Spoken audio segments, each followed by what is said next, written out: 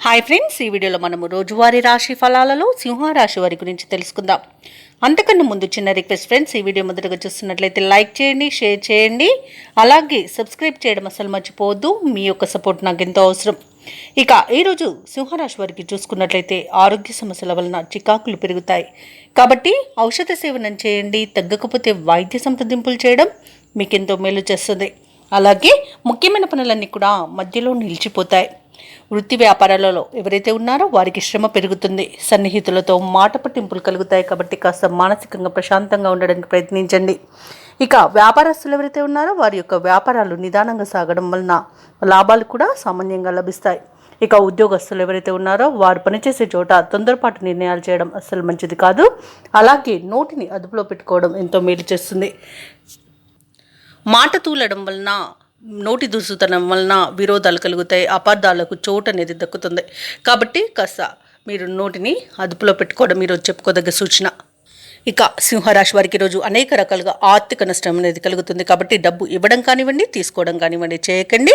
అలాగే మానసిక ఒత్తిడి కూడా మిమ్మల్ని వేధిస్తుంది.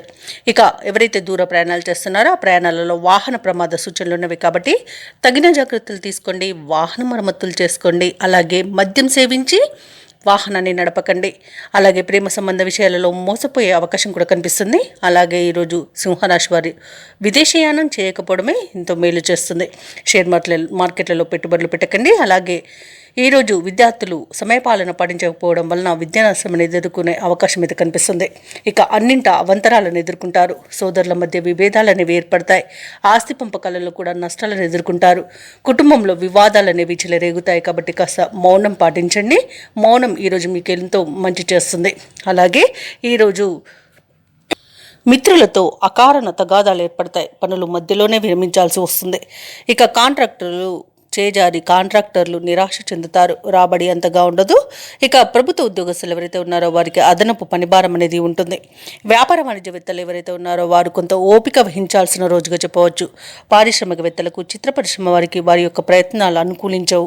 ఇక విద్యార్థులకైతే శ్రమాధిక్యమే దక్కుతుంది. మహిళలకి మానసిక అశాంతి ఉంటుంది. ఇక ఈరోజు సింహరాశి వారికి అదృష్ట రంగు నీలం, ప్రతికూలమైన రంగు నేరేడు, అదృష్ట సంఖ్య 3. ఈరోజు సింహరాశి వారు దుర్గాదేవి అష్టోత్తర శతనామావళి పఠనం, అలాగే విష్ణు సహస్రనామాలు పారాయణం చేయడం వలన మంచి శుభ ఫలితాలను పొందుతారు. అలాగే పనులలో వచ్చే ఆటంకాలని తొలగించుకోగలుగుతారు.